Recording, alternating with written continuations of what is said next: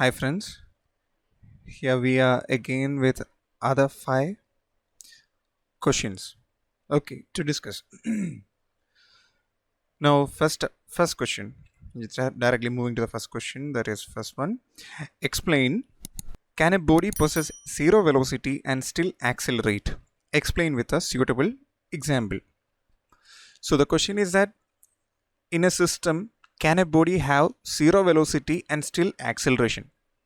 Yes, the answer is yes. Sometimes it can happen. That means if just imagine that you are throwing a stone or a ball upwards. So the ball, if you have a ball here, you're throwing this ball upwards. So it will reach up to a particular height h from the ground, right? At the maximum height, you can see that the ball stops there. The ball stops there means its velocity should be what? Velocity should be 0. But one acceleration is acting on this particular body. You all know that thing. What is that acceleration? It is nothing but the acceleration due to gravity. And due to this acceleration due to gravity, which is acting downwards, and acceleration due to gravity, and due to this one, g, the ball comes back. So that at this maximum height h, the ball is having a velocity 0, but it have an acceleration, that is acceleration due to gravity. So that's a first case. And you can have one more example, that is in the case of a simple harmonic motion. In the case of simple harmonic motion, or simply you say you take a pendulum with small amplitude, small oscillation, small amplitude. Okay, why I am saying small amplitude? Because a pendulum can consider only as SHM when it is having small amplitude. Okay, otherwise it will become a swing. It should be to and fro, so it should be small amplitude. So in the case of a pendulum with small amplitude, you can see at the extreme position, the bob cease moving. Okay, that means it stops moving. That means at that particular point, that is extreme point, it is having a velocity 0, but its acceleration is acting towards the center or the mean position, to the backwards, and that acceleration will make the body to come back, to swing, to move to and fro. So that in the case of a simple harmonic motion also, at extreme position, the body will have 0 velocity, but its acceleration will act towards the center in the opposite direction. So that's the case, first case. Now coming to the second part of the first question, that is B. First one is A, second one is B. It's a numerical problem. A boy takes 5 minutes to ride a cycle on a horizontal circular track. Just imagine that the boy is riding a cycle on a horizontal circular track of a radius 2 kilometer. What is the distance, displacement, average velocity of the boy? The following cases. So you want to find out distance, displacement, and average speed, or average speed. These are the things which we want to find out. The first case is that if he reaches back the starting point, that means if the boy starts from this particular position and he moves and he comes back to its correct position, that means he should come back to the correct position. There you can see that the distance covered will be equal to what? Its circumference. That is circumference, you all know that it is 2 pi r, and it is given 2 into pi into r. R is what? 2 kilometer. I am not converting that thing, simply it is 2 kilometer, that is 4 pi kilometers. So the distance traveled is 4 pi kilometers. Now the next thing is that displacement. The boy starts from a point and ends at the same point. So what is the displacement? Displacement is nothing but it is a change in position. It is not the total distance travel or total path covered by the body. Total path covered by the body is given by distance. whereas displacement is a change in position. If a boy starts from the same point and ends at the same point, then there is no change in position. So that means what? Your displacement is what? Zero. Your displacement is zero. Okay. And now the next thing is average speed. Next one is average speed. So what do you mean by average speed? So average speed is nothing but the total distance by total time taken. Here it is clearly given the total distance is what? 2 pi r divided by total time, that is 5. Or simply I can say 5. Or simply in this case we will just convert those things. Why? Because this time is given in minutes and distance in kilometers and all. So we will just take a small conversion there. So that 2 into pi into r is what? R is equal to 2 kilometers. 2 kilometers is equal to 2000 meters divided by 5 into 60 divided by 5 into 60. So you just calculate those things, and I hope that you will get a value that is 41.87 meter per second. 41.87 meter per second. Here we are just converting the thing. Why? Because one term is in kilometer, other term that is time is in minutes and all. So it is not a standard way of expressing all these things. So we'll just convert that thing and this units into SI units, and we'll just solve the things. So 41.87, you just calculate the thing and just do that thing and study. Okay, so your average speed, you got it. So this is the second sub questions, first part. Now SE is diametrically opposite point on the track. The second sub question is, now the boy starts from here and he just reaches here. Diametrically opposite means through the diameter. Okay, if I am standing here, I can see another object here, that means direct, straight through the diameter.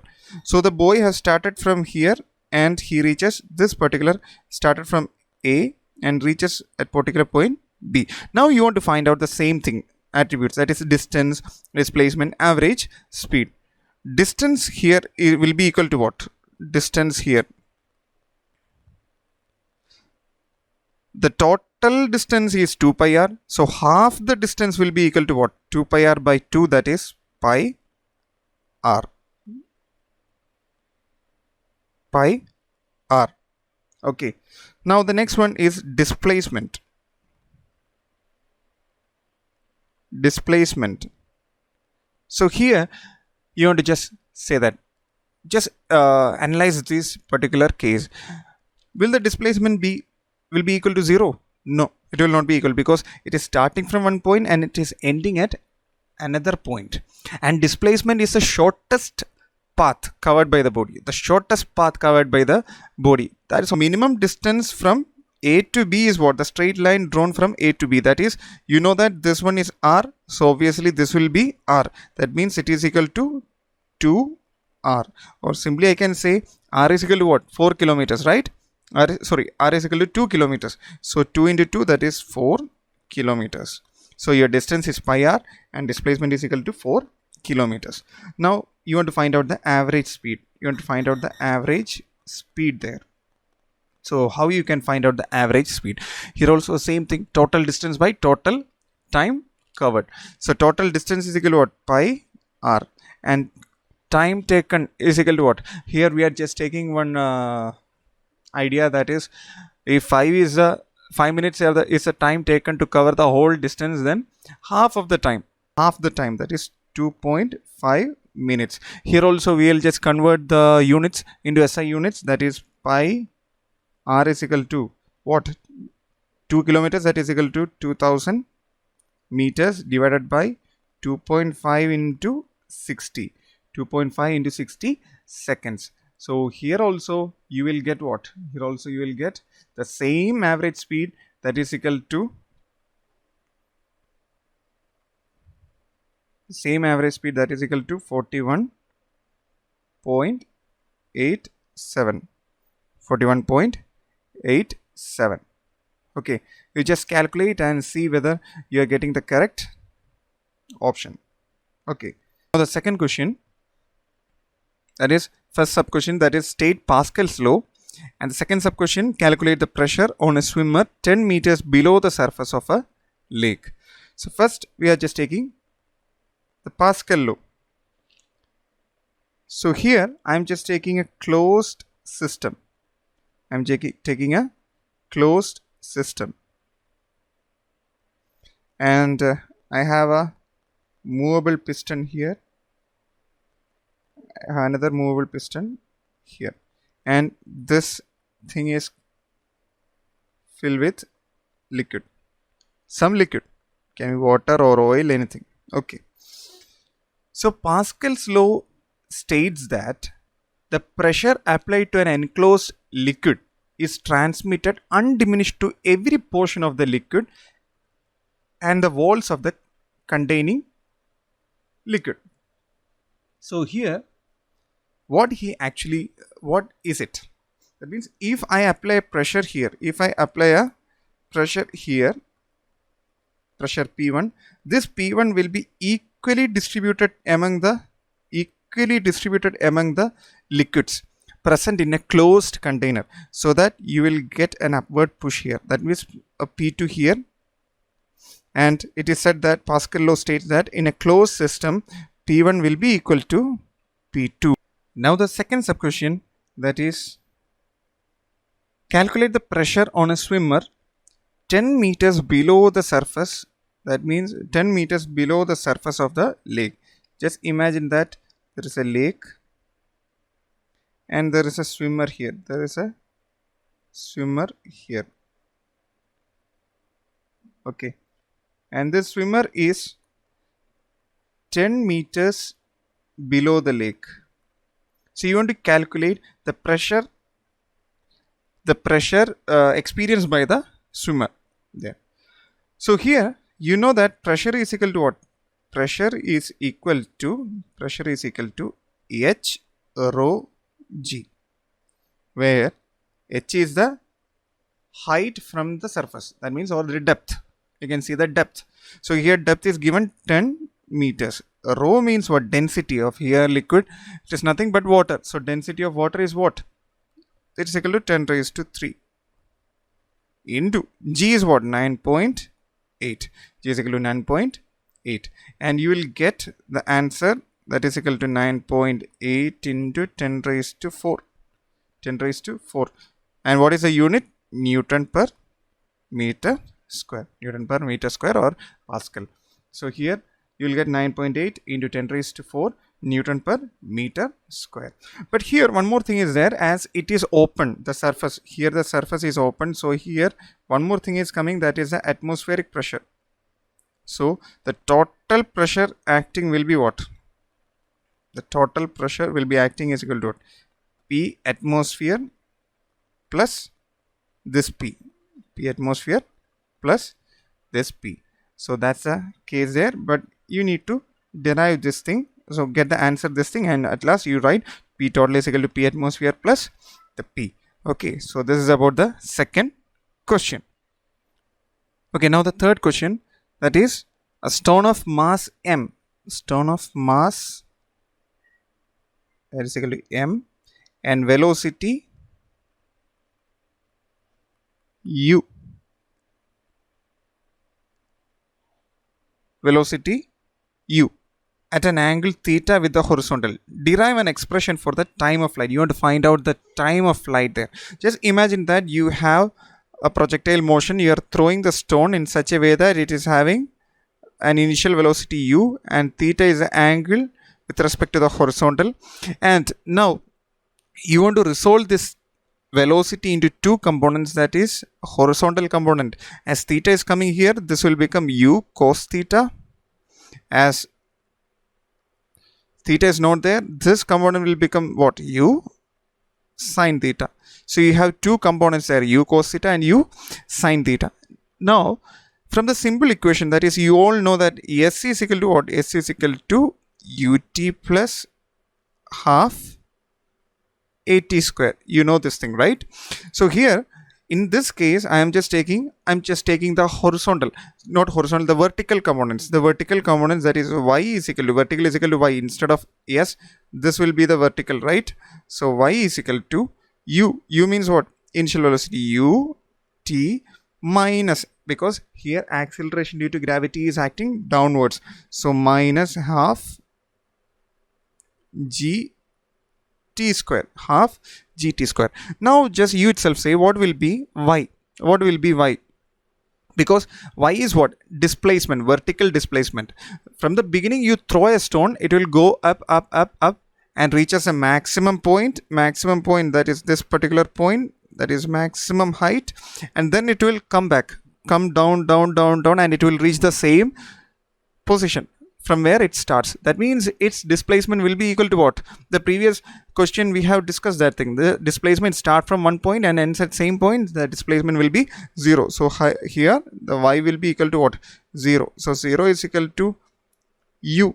And now here we are taking what component? Vertical component. Here what is the vertical component of u? Vertical component, it will be equal to u sine theta, t minus half g t square. From there you will rearrange and you will get half g t square will be equal to u sine theta t. Here one t cancel, and remaining you will get t is equal to what? 2u sine theta by g. So this is the answer, 2u sine theta by g. So 2u, don't forget this particular equation. This is very, very, very important. That is time of the flight, or simply t is equal to 2u sine theta by g. So that's it. And now the second sub question, that is calculate the value of kinetic energy of the particle at the highest point. That means here you can see from the graph, you can see here one u will be there, and this u will become like this, and from after reaching the highest point, u direction will be like this, right? So that you can clearly see that the tangent, take the tangent, and this tangent is reducing, and it comes to a particular point, a maximum height, where you will not find the vertical component. You will find only the horizontal component there. That means at the highest point, your u will be equal to what? U cos theta, and kinetic energy is equal to what? Half m v square, and where v is equal to what? At the highest point, half m u cos theta whole square, that is equal to half m u square cos square theta. So this is your kinetic energy at the highest point, half m u square cos square theta. So now the fourth question, that is a PV diagram of an ideal gas undergo 4 different processes as shown in the figure. These processes are isothermal, adiabatic, isobaric, and isochoric. Okay. Now, how to identify these processes from a figure or a graph? First thing is that the first process, isothermal process, will not be a straight line. Obviously, it will not be a straight line. It will be a curve. And that curve will not be steeper, it will less steeper. Whereas adiabatic process, here in this diagram you can see that 2 curves are there, 3 and 2. From there, which one is more steeper? 2 is more steeper than 3. So here 3 will be what? Less steeper curve will be isothermal curve, whereas adiabatic curve will be more steeper, that is 2 is more steeper in a PV graph. Now, the next two things, it is isobaric. Isobaric means those processes are the thermodynamic process in which bar means what? Your pressure. So that means the pressure will be constant. And isochoric means those are the thermodynamic process in which the volume will be constant. So here you can see the 4, just see the fourth graph, number 4 graph. That is, here you can see the pressure is constant throughout, right? Whereas volume increases, pressure is constant. That means the fourth will be equal to isobaric. In number 1 graph, you can see that the volume will be constant throughout, but the pressure will change. And that is what? The graph of a isochoric process. And number 2 is what? More steeper curve. So it will be adiabatic curve. And number 3 is less steeper. So this will be isothermal curve. So that's the thing. And so that the first sub question, that is, which diagram shows the adiabatic process? Which diagram? Which will you itself say? Adiabatic means more steeper curve. That is, 2 will show the adiabatic process. 2 will be showing the adiabatic process. Whereas the second sub question, in which of the following the work is maximum? Here, just analyzing the PV curve, work is equal to what? You all know that. I am not getting into that particular portion. That is, work can be found out by pressure into volume, P into V. We all know that thing. So here from the graph, if you just find out the area of the graph, then you can find out the work done by each process. From the graph itself, all the graph, you can see that number 4 means what? It is a isobaric process. Number 4 will have maximum work because the area covered by number 4 will be greater than, will be more. The area covered by number 4 will be more than these areas, because here this much area, number 4 will have maximum area covered, so that number 4 will have maximum work. So that's it. Now the fourth question, second sub question. Just read the question. 1 mole of an ideal gas expands from volume V1 to V2. So 1 mole of ideal gas is expanded from V1 to V2 at a constant temperature. So this is a which type of process is this? This is an isothermal process at constant temperature. So we want to derive an expression for the work done here. So here I am just taking a system of gas, ideal gas, which is having a piston here. So here gas is taken, gas molecules are there, so as you provide heat or anything, you can see that this gas molecule will start moving and they will do some work. As a result, here the piston will move its position a bit upwards, right? That means here you can see a small change in a small work is done here. In the previous case, it have a volume V1. As a result of the work done by the gas molecules, this volume changes from V1 to V2. So this is a case here. This is a scenario here, and we want to find out what is that total work done there. So we know that dW is a small work done in moving or changing its volume from V1 to V2 will be equal to what? P into dV, where pressure is equal to constant and dV is the change in volume. Why pressure is taken as constant? Because here we are only dealing with a small work done there. So a small change, so we are considering pressure will be constant there. So if we are considering the whole work, the pressure, we cannot say that pressure is constant there, but here we are just considering only a small change in work, so pressure will be constant there and volume changes there. So P dV, so dW is equal to P dV. This is the case there.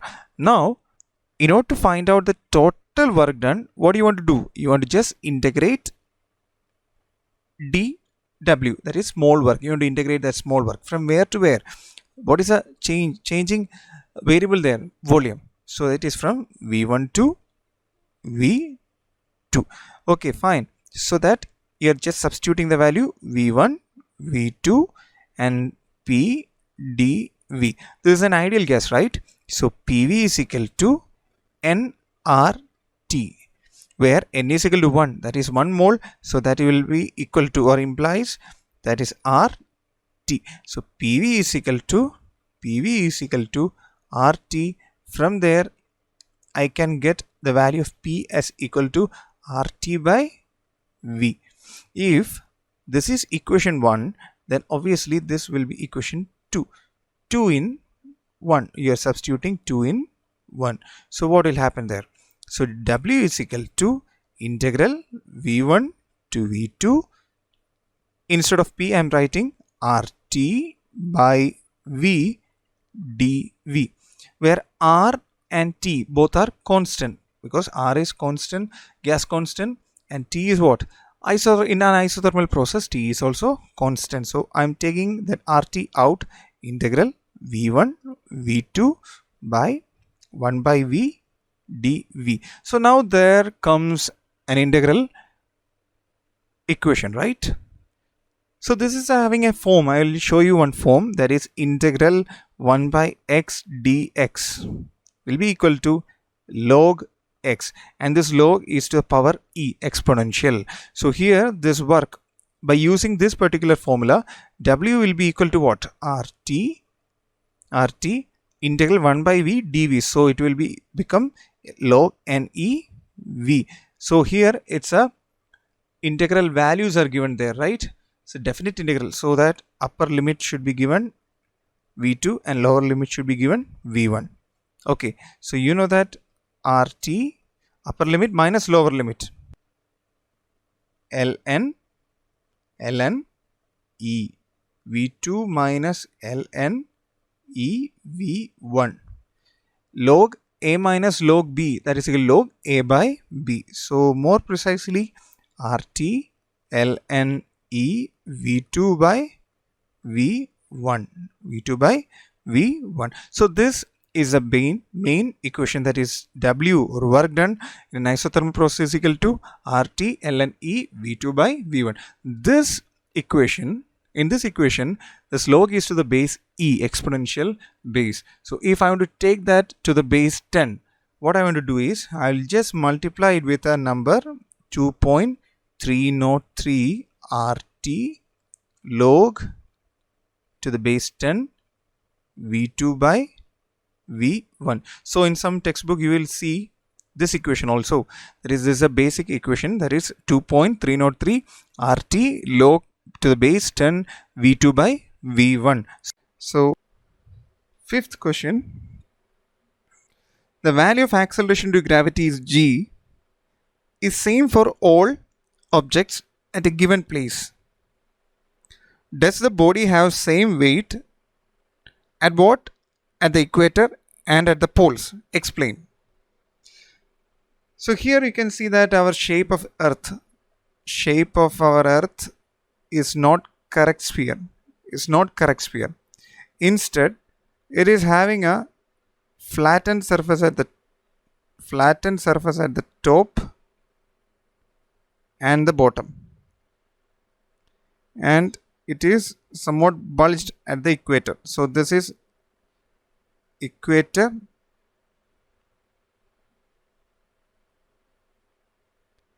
and from here to this one is pole. You can clearly see that this is center of the earth, and the distance from center to equator is different from distance from center to the pole. That means your equator will be greater than our pole, where R is I'm denoting R as a distance from center to equator will be greater than distance from center to the pole. And you all know that the equation for acceleration due to gravity, G is equal to what? Gm by r square. So it have a dependence on r. So from here you can see that g e will be equal to what? Gm by r e square, and g pole is equal to what? Gm by r p square, and r is coming at the denominator, right? So rp will be less than re. That means obviously gp will be greater than ge, right? So here rp is lesser, re is more, so gp will be more and ge will be less. You understood? So from this thing you can clearly say that as re is greater than rp, gp will be greater than ge. gp will be greater than ge, because this r is coming in the denominator, so that you know that something divided by a bigger number you will get a smaller number, right? So here you will get gp will be greater than ge. And you all know that weight of the body is equal to what? The force by which it is attracted towards the center of the earth. So here it is equal to mg. So obviously mass into acceleration due to gravity. So weight at pole, acceleration due to gravity is greater at pole, so weight at pole will be greater than weight at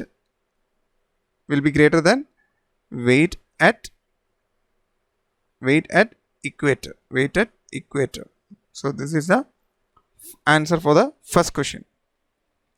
Now B sub question: at what height above the earth's surface the value of g is the same as in the mine 80 kilometers deep? So here you need to know about the acceleration due to gravity equations at a particular height h and acceleration due to gravity at a particular depth d. So acceleration due to gravity at a particular height h is given by g into 1 minus 2h by r, equation 1, and gd is equal to g into 1 minus d by r, equation 2. Here in the first equation h is equal to height, and d is equal to, in the second equation d is the depth. So in this equation there is a relation they have given. At what height above the earth's surface the acceleration to gravity is same as in a mine 80 kilometers deep. That is gh should be equal to gd, that is equal to g into 1 minus 2h by r will be equal to g into 1 minus d by r. 2gh by r, that will be equal to gd by r. One minus sign is here, one minus sign is here, and here when you open, one g will be coming in the first section and one g will be coming in the second equation, so that you cancel out those g and you will get, at last you will get this particular thing. And here minus minus, it will be equal to, both minus will be cancel out each other and you will get this thing, that is 2, like this. From there g cancel, r cancel, and you will get 2h is equal to d. From there h is equal to d by 2, and it is clearly given what is d. D is equal to what? So acceleration due to gravity at a particular height h will be equal to particular depth d when h is equal to d by 2. And here you will get d is equal to what? 80 kilometers. So 80 by 2, that is equal to 40 kilometers. So at 40 kilometers height the acceleration due to gravity will be same as that of that in a depth which is 80 kilometers depth. So 40 kilometers there. Now the last sub question C. Draw a graph showing the variation of magnitude of value of acceleration due to gravity with the distance from the earth center, the center of the earth. So this can be given by showing a graph there which goes like this, like this. So if this is G and if this is R, then the graph will be a straight line up to a particular R surface. This R surface, and above the surface the graph will be growing like this. It will not be a straight line, it will be a curve. That means this one is inside and this one is outside. Inside and outside. So this is a graph showing the variation of magnitude of value of acceleration due to gravity with the distance from the center of the earth. Why? Because inside the surface means at depth. So you know that GD is equal to what? Simply you can write G into 1 minus D by R. G into 1 minus D by R. From there a small rearrangement you will get G into R minus D by R. I am just giving R minus D is equal to small r. So G D will be equal to G R by R. You know that this G and R both are constant. So you can say G D directly proportional to R. Directly proportional. That means you will get a straight line. So that the first thing, inside case you will get a straight line there. So why? Because GD is directly proportional to R, where R is equal to radius minus that particular depth, R minus D. Of outside the earth surface. So what will be the case there?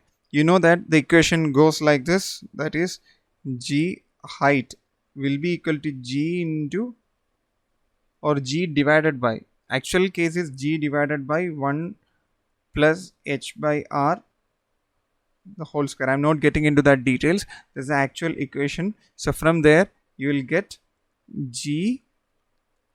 From there you will do some mathematical thing, that is taking LCM, and you will get R square by R plus H the whole square. R plus H the whole square. Here R plus H is equal to, I'm just giving another term, that is R, that is radius of earth plus height R. So you'll get an equation GH is equal to what? G R square by R square. You know that G and R both are constant. That is GH directly or inversely proportional to R square, or directly proportional to 1 by R square. That means they are exponential. R square. That is, you will not get a straight curve, but you will get a what? You will not get a straight line, but you will get a curve there, and it is directly proportional to 1 by R square. So you will get a curve there, exponential decline will be there, that is GH directly proportional to 1 by R square. That is why you are getting what?